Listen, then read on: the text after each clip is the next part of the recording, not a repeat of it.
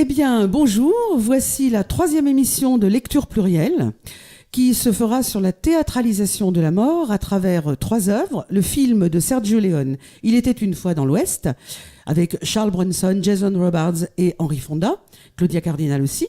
Le texte, la pièce de théâtre de Musset, Lorenzaccio, et également Chronique d'une mort annoncée de Gabriel Garcia Marquez, qui nous a quittés le 17 avril dernier. J'ai le plaisir de retrouver Brice Vautier. Alors, il se présente plus, c'est le libraire de l'étagère, et qui nous fait l'amitié de revenir dans ses lectures plurielles et qui nous fera cette amitié encore. Et donc, on va tout de suite commencer par vous présenter nos œuvres. Je vais me parler du film, Brice vous parlera des œuvres littéraires. Alors, le film Il était une fois dans l'Ouest, c'est un film des années 70. Nous allons résumer très vite la situation. Un frère va venger son frère. On ne sait pas du tout de quoi il s'agit, on voit tout le monde, les choses se mettent en place, se théâtralisent en somme, et ce garçon va essayer de retrouver le meurtrier de son frère, va même le sauver à un moment donné, pour qu'il ne soit pas tué n'importe comment, parce qu'il veut reproduire l'acte absolument démentiel qu'a fait son frère, dont on parlera plus tard, qu'on a fait à son frère, comment on a infligé la mort à son frère, et il veut lui infliger la même. Il se trouve donc que nous avons ici l'histoire de ce meurtre, de cette vengeance, mais en même temps l'histoire de 2 hommes amis qui vont épouser la même cause parce qu'ils ont le même ennemi. Et donc ce film est absolument magique sur le plan de la théâtralisation de la mort et donne à la mort quelque chose de particulier, car la mort c'est la fin de la vie, c'est le dernier acte de la vie. Or quand elle est théâtralisée, est-ce qu'elle ne prendrait pas une autre dimension, Brice?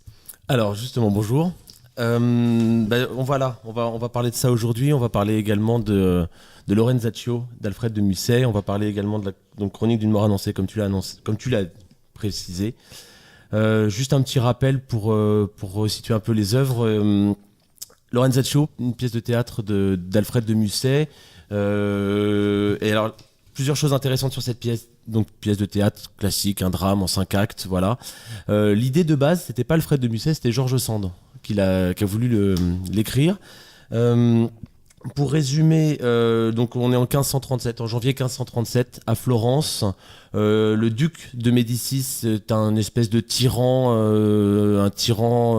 sans aucune morale et sans aucune justice, mis en place par le pape et l'empereur du Saint-Empire germanique, Charles Quint. Et on va rencontrer Lorenzo qui lui-même est le cousin du duc Alexandre.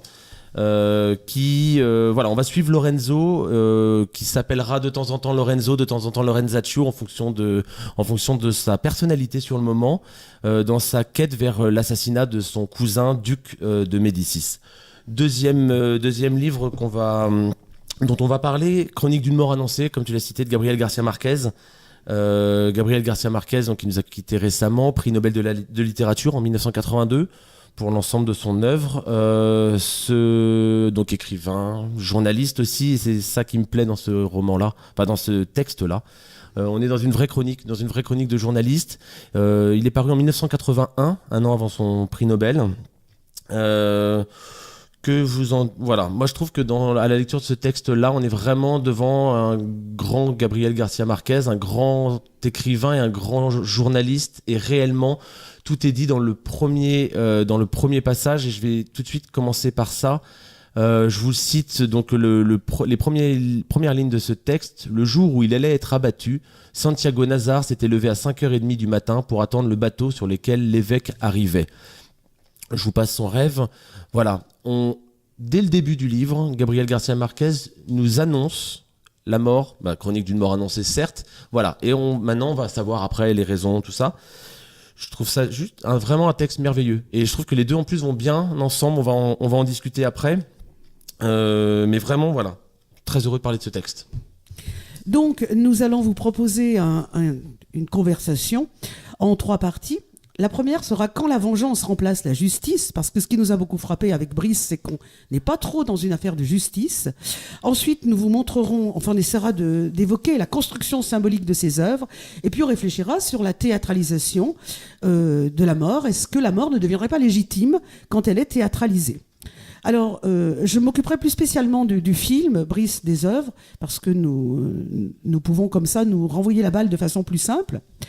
Donc, quand la vengeance remplace la justice, on a dans le film un personnage interprété par Brunson qui s'appelle l'harmonica. D'ailleurs, on notera qu'il n'a pas de prénom. Il s'appelle l'harmonica, son ami s'appelle le Cheyenne. En revanche, le meurtrier, le méchant, s'appelle Frank. Quand même, ça pose question. Donc, l'harmonica va venger son frère, et effectivement, il a raison, car son frère a été tué d'une manière ignominieuse, absolument atroce, sur des images quasiment insoutenables, et il se trouve que cet homme n'a pas supporté, puisque au moment de la mort de son frère, il était fortement impliqué. Nous dirons comment plus tard. Donc, il va venger son frère.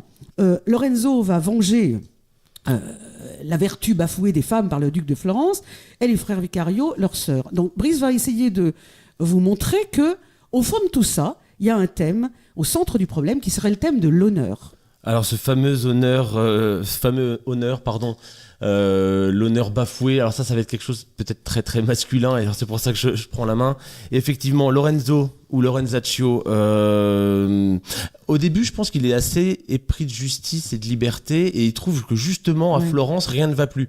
Son cousin, le duc Alexandre, en fait, il juge son action néfaste pour la ville, et il se dit que voilà, en le remplaçant, en l'éliminant et donc forcément en l'exécutant, on va permettre aux républicains, enfin son geste va permettre aux républicains de libérer Florence de ce monde, de cette emprise néfaste, et va ramener de la vertu. Alors évidemment, est-ce que l'assassinat est le meilleur des moyens? Ça, après on peut en débattre. Justement, mais voilà, on a cet honneur presque bafoué auquel il faut réparer. On ne peut réparer cet honneur que par le sang. C'est ça qui est marrant, qui est curieux. On peut pas discuter. Faut croire que faut croire qu'au XVIe siècle on réglait tout à l'épée. J'ai envie de dire pas qu'au XVIe siècle, parce que Chronique d'une mort annoncée, on est au XXe, on règle ça avec des poignards, il me semble. Donc des couteaux, puisque en plus les couteaux originels ont été supprimés, ont été récupéré par la police. Donc voilà, donc pour Lorenzo, plusieurs fois il a essayé de, il fait croire que il annonce son geste. Voilà, donc on est vraiment sur la préméditation parce qu'il est légitime. Je vais rétablir l'honneur de Florence, donc j'annonce à tout le monde, je vous préviens, je vais aller tuer le duc, sachant quand même que c'était une mission quasi-suicide, une mission périlleuse. Le duc de Florence, qui était quand même quelqu'un de très important, sous la protection de Charles Quint, donc un peu historiquement placé par le pape, placé par l'empereur Charles Quint, il avait toute une garnison pour le protéger. Lorenzo était face à une mission quasi impossible, mais il se sent au début un peu poussé des ailes. Je suis pris d'une mission... L'ange exterminateur. Voilà, je suis le bras vengeur, donc du coup, je vais réussir à me faufiler, je m'introduis à la cour parce que je suis quand même son cousin, donc tout va bien, et on va se retrouver à un moment dans une scène de mise à mort un peu curieuse au début. On reviendra un peu sur la situation, voilà. Sur l'honneur de Gabriel bafoué dont parle Gabriel Garcia Marquez, alors là c'est encore plus ancestral, même si ça se passe au XXe siècle. On assiste, en fait, un narrateur va nous parler donc de cette mort annoncée. Santiago Nazar va être exécuté, on ne sait pas trop pourquoi au début, puis on ne sait pas comment. On sait simplement qu'il va être mis à mort. On apprend que la veille de cette mise à mort, il y a eu un mariage, le mariage de Angela May. Angela se marie, mais elle n'est pas vierge. Du coup, les frères Vicario se sentent pareil, bras vengeurs, on va venger l'honneur perdu de notre sœur. Qui a commis ce péché presque suprême? On est dans le péché mortel, évidemment. Qui a osé prendre la virginité de notre sœur? Bon, c'est Santiago Nazar, ainsi soit-il. Nous allons donc venger l'honneur perdu de la famille, nous allons exécuter cet homme et on l'annonce. C'est ça qui est magnifique, une fois de plus. On est tellement légitime et on est tellement dans le côté officiel qu'on annonce à tout le monde qu'on va l'assassiner, on va aller le tuer demain.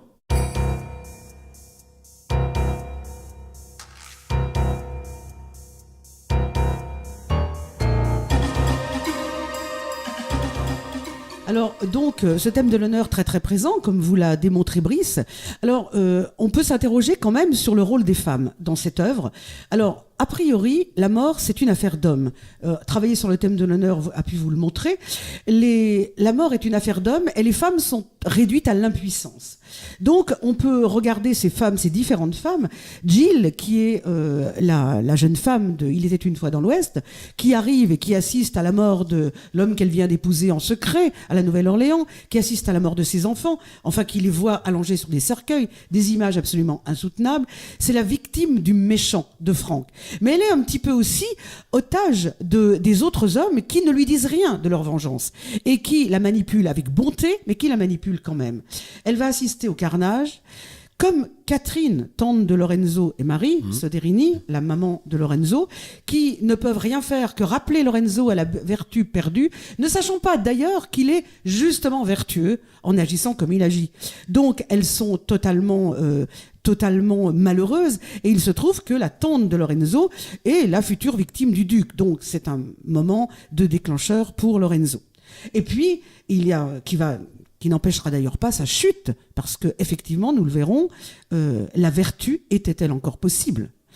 Et puis, ce qui est très particulier, c'est l'impuissance active de la mère de Santiago Nazar qui précipite sa perte, puisque Brice vous reparlera des lieux et de l'espace tragique, mais bien entendu, cette porte que va prendre Santiago Nazar, il ne la prend jamais, et c'est sa mère qui la ferme. Et il meurt de la façon la plus gore qui soit, avec ses tripes qui sortent partout, en passant par cette porte que sa mère a fermée. Donc impuissance des femmes, impuissance tragique, ce qui nous amène effectivement à réfléchir sur la construction symbolique de ces œuvres.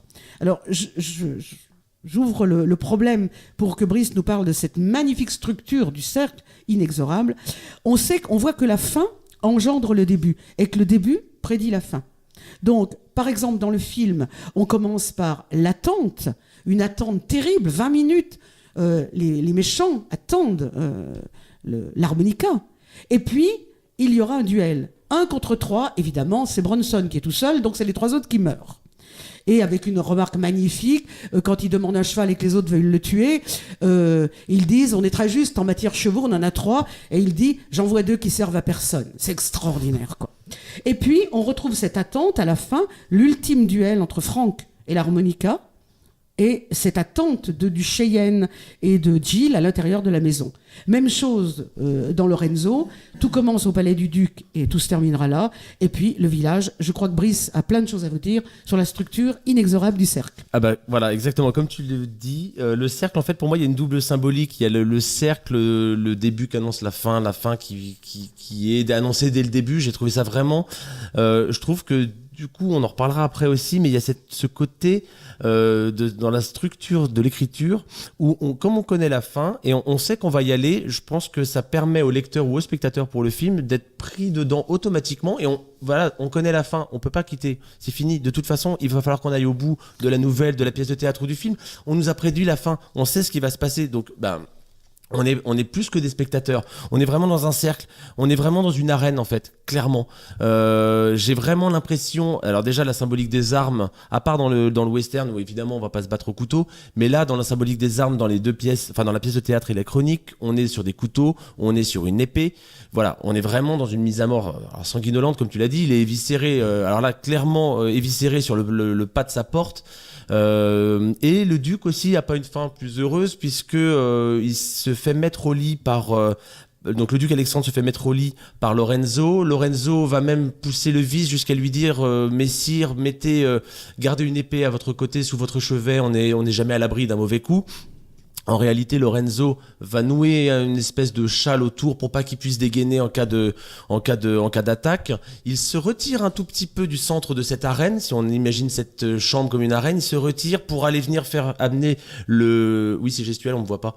Pour aller amener comme ce pic final, comme le torero va piquer le taureau ouais, après toute la corrida. Un peu, je me positionne autour de toi, je te montre, j'essaie d'aller un peu dans ton sens, mais j'ai vraiment eu l'impression de voir une danse de torero. Et à la fin, le pic final, je viens te mettre le pic final, j'arrive avec mon épée et je te tue. Gabriel Garcia Marquez dans sa chronique, pareil.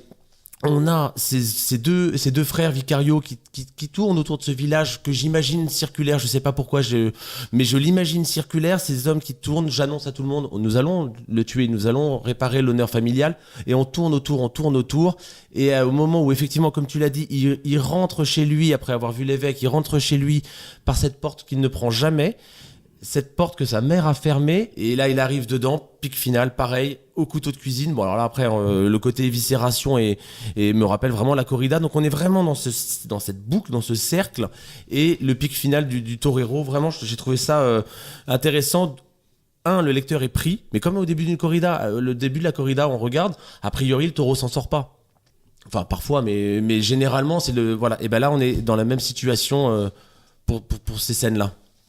Et donc, on a pu observer, donc après cette chose-là, cette théâtralisation qui se fait aussi par le thème du double. Alors, on remarque qu'il y a deux frères dans le film, deux frères dont l'un venge l'autre. Il y a encore deux frères dans Chronique d'une mort annoncée, et qui sont les frères Vicario. Et il y a aussi, si je puis dire, deux frères, mais dans le bien et le mal, avec le duc et avec Lorenzo, de la même façon qu'on a le bien et le mal avec l'harmonica et Franck. Et ce thème du double est renforcé par le masque, qui insiste sur cette théâtralisation de la mort. On est au courant, et Brice nous en parlera pour terminer tout à l'heure, on est au courant quelle est la place du lecteur là-dedans, la place du spectateur. On a ce masque, mais nous ne sommes pas masqués, et nous le voyons avancer en terrain visible, même si les victimes ne le savent pas. Et donc, cette théâtralisation rend les choses tout à fait démonstratives et exemplaires. Alors, je viens sur cette scène de la pendaison, qui est attendue et magistrale à l'image. C'est absolument terrible. On va vous révéler les choses maintenant. Le frère, l'harmonica, a vu son frère tué par Franck. Alors vous imaginez la scène, une pendaison, l'homme a tué sur les épaules de son petit frère, qui doit ne pas bouger, sinon son frère tombe, et pour compléter l'affaire, il lui met un harmonica dans la bouche. C'est pour ça que l'autre s'appellera le frère l'harmonica. Il lui met un harmonica dans la bouche, et quand le petit ne peut plus respirer, il tombe, et son frère est pendu. Ça me fait frissonner de penser ça. Donc le petit frère en question, il va récupérer l'harmonica. Et il va devenir l'harmonica. Et quand il fera mourir ce personnage, il lui collera l'harmonica dans la bouche. Il lui dira jamais pourquoi il le tue. Mais il lui jette l'harmonica dans la bouche. Donc cette espèce du thème du double, du masque, mise en scène du masque, je reviens pas là-dessus, dont Brice vous a parlé. Et puis il y a aussi tout un jeu sur les noms. Seuls les assassins sont nommés.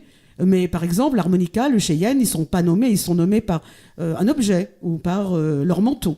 Il y a un jeu sur les couleurs. Alors, Brice vous parlera de Lorenzo, je n'y reviens pas, mais la robe de Jill, qui est blanche quand elle arrive pour le mariage, qui est noire après. Vous avez également les vêtements, vous avez les épées, vous avez les objets, toutes sortes de choses qui théâtralisent, des couteaux perdus et retrouvés, l'harmonica. Donc on se dit, Brice, qu'il y a quand même une sacrée présence de la fatalité. Oui, alors cette fatalité, elle est omniprésente. Effectivement, quand tu parlais des couleurs, Lorenzo qui se drape de blanc quand il est plein de vertus et de noir quand il le veut, quand il montre en fait qu'il est empli de vices aussi. Voilà, on est dans une fatalité inexorable, on est dans un... Alors c'est presque à se demander si la justice est aussi obligatoire, aussi inexorable. Réellement, on est pris à partie, et c'est ça que j'ai trouvé très intéressant, parfois même désagréable. On est pris à partie, nous lecteurs, parce qu'on est devant un fait dont on connaît l'issue et on ne peut pas intervenir. Et ceci dit, parfois, je dois reconnaître que je suis assez lâche pour ne pas avoir envie d'intervenir. Bon, c'est de la lâcheté, certes. On n'est pas tous des hommes pleins d'honneur tout le temps. Et voilà, donc en gros, Lorenzo, il a une idée fixe. Pour la sauvegarde de Florence, il faut tuer le duc. L'harmonica a une idée fixe, évidemment. Voilà, son frère a vengé. Les frères Vicario ont une idée fixe. Laver l'honneur perdu de leur sœur, et ils nomment leur proie ou leur victime, mais en réalité, cet honneur perdu, à chaque fois, voilà, honneur égale fatalité. On va même pouvoir se demander si l'honneur ne floute pas un peu les yeux des justiciers ou des assassins, ça dépend comment on se positionne. On parlait justement du positionnement. Alors justement, ce lecteur ou spectateur dans le film, comment on va se positionner? Alors là, c'est excellent parce qu'au début, je me suis senti clairement complice. on est dans c'est comme un mensonge par omission où on se dit c'est pas trop grave parce que j'ai pas dit de mensonge, j'ai juste laissé dire. Bah là c'est pareil, j'ai pas critiqué le meurtre, j'ai juste laissé faire. C'est pas ma faute, c'est pas moi qui suis allé attendre devant la porte pour aller le tuer, c'est pas moi qui ai tué le duc pour sauver Florence. Moi j'ai laissé faire, je regarde un peu, je sais ce qui va se passer mais je dis rien. Et on arrive même à se dire qu'on va même accepter l'inacceptable. Parce que clairement, aller éviscérer quelqu'un sur la porte devant sa mère, juste pour l'honneur perdu de la sœur qui a vaguement fauté avant le mariage, sincèrement, est-ce que ça vaut vraiment le coup d'aller jusque-là ? Ouais, mais moi je suis allé jusqu'au bout du livre en me disant, d'un autre côté, ils ont pas complètement tort. L'harmonica, il veut venger son frère. Évidemment, on se retrouve même pas complice, mais on se retrouve. Enfin, moi, je légitime son geste entièrement. C'est pas juste, mais je le fais quand même. Évidemment, ça va être des débats de société qu'on va pouvoir se poser aussi. Est-ce que c'est juste ? Non, mais en tout cas, je le ferai pareil. Donc voilà, on est dans cette espèce de truc victime-bourreau, c'est pas très clair. Ça c'est important. On est dans un espèce de sentiment où on se laisse un peu aller. Alors voilà, les bons et les méchants, la frontière est un peu floue. Victime, bourreau, c'est un peu flou et on a ce sentiment parfois désagréable, mais souvent consentant de je suis lecteur, mais vas-y, va au bout, tranche-lui la tête, tire-lui une balle ou sors-lui les tripes parce qu'il l'a bien mérité quand même. Et je suis entièrement d'accord avec tout ça, Brice. Ce qui nous rapproche de notre conclusion, où on se demande si la théâtralisation ne remplace pas la légitimité. Donc, quand la mort est théâtralisée, on a l'impression qu'elle acquiert cette légitimité, parce qu'elle est présentée comme exemplaire, et c'est ce qui fait de ces 3 œuvres des tragédies presque classiques, même si la tragédie de Lorenzaccio est une tragédie romantique, avec une superbe mise en scène de l'amour et de la mort. Alors moi, j'ai trouvé que c'était extraordinaire dans le film, ce mariage en blanc qui devient des noces de sang, terrible, avec cette femme qui voit tous les cadavres étendus sur des lits de fortune. Le meurtre est le fil conducteur jusqu'à la scène finale où il y a un duel sans quartier. Et c'est très intéressant cette fin parce que nous avons ici le vrai cœur tragique. On a le duel, ces 2 hommes qui tournent autour, que l'autre qui cesse de tailler son petit bout de bois, l'autre qui lui dit « Mais qui es-tu » Parce que la mort donne l'identité. Ça, c'est quand même quelque chose d'extraordinaire. Et donc, ils sont dehors. À l'intérieur de la maison, il y a le Cheyenne et Gilles qui attendent nous autres spectateurs. Et ils ont bien envie que ce soit le méchant qui meurt, comme tu l'as très bien dit, Brice. Et puis, il y a le cœur des esclaves qui construisent le chemin de fer. Et ça, c'est une scène merveilleuse. On est vraiment dans une mise en abîme fantastique. Bon, c'est exactement de la même façon que nous avons les 2 autres meurtres dans les 2 autres pièces.